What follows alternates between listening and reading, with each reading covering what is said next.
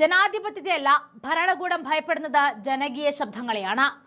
ബീഹാറിന്റെ മണ്ണിൽ ബിജെപിയുടെയും നിതീഷ് കുമാറിന്റെയും ഉറക്കം കെടുത്തിയ പപ്പു യാദവിനെ ഒടുവിൽ പഴയ കേസുകളുടെ ചങ്ങലയിൽ കെട്ടിയിടാൻ നീക്കം നടക്കുന്നു. 3 പതിറ്റാണ്ട് പഴക്കമുള്ള കാലഹരണപ്പെട്ട കേസ് മാന്തിയെടുത്ത് അർദ്ധരാത്രിയിൽ പട്നയിൽ അരങ്ങേറിയത് അറസ്റ്റല്ല, പകരം ഒരു രാഷ്ട്രീയ വേട്ടയാടലായിരുന്നു.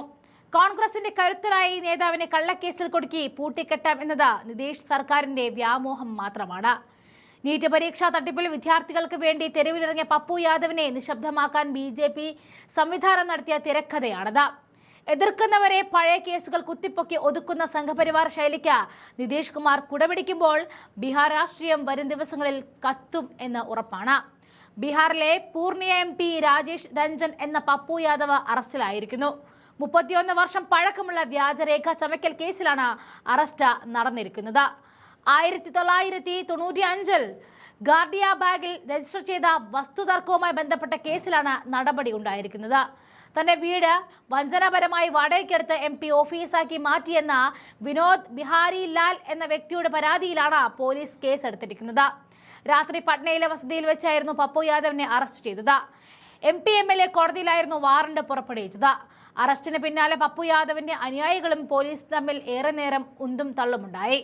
അറസ്റ്റിന് ശേഷം ദേഹാസ്വസ്ഥ്യമുണ്ടായതിനെ തുടർന്ന് പപ്പു യാദവിനെ ആശുപത്രിയിൽ പ്രവേശിപ്പിച്ചു. ഇന്ന് അദ്ദേഹത്തെ കോടതിയിൽ ഹാജരാക്കും. അറസ്റ്റ് ചെയ്യാൻ പോലീസ് സിവിൽ വസ്ത്രം ധരിച്ചെത്തിയത് തന്നെ വധിക്കാനാണ് എന്ന് പപ്പു യാദവ് പറഞ്ഞിരുന്നു.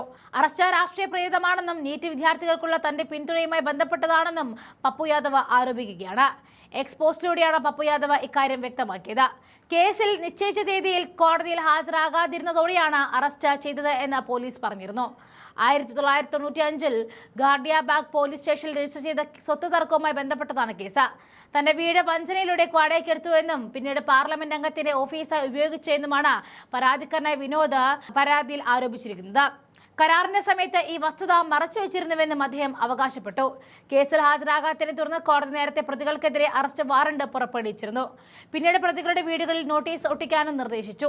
ഈ നടപടികൾ സ്വീകരിച്ചിട്ടും കോടതിയിൽ ഹാജരാകാത്തതുകൊണ്ട് പപ്പു യാദവിന്റെയും മറ്റ് പ്രതികളുടെയും സ്വത്തുക്കൾ കണ്ടുകെട്ടുന്നതിനുള്ള അന്തിമ ഉത്തരവ് കോടതി ഇപ്പോൾ പുറപ്പെടുവിച്ചിട്ടുണ്ട്. പ്രതിപക്ഷ ശബ്ദങ്ങളെ അടിച്ചമർത്താൻ ഭരണകൂടത്തെ ഉപയോഗിക്കുന്നത് ജനാധിപത്യത്തിന് ഭീഷണിയാണ്. പപ്പു യാദവിനെതിരെയുള്ള ഈ നീക്കം ബീഹാർ രാഷ്ട്രീയത്തിൽ വലിയ ചർച്ചകൾക്ക് വഴിമരുന്നിട്ടിരിക്കുകയാണ്. നമുക്ക് അറസ്റ്റിന്റെ ഏതാനും ദൃശ്യങ്ങളിലേക്ക് പോകാം.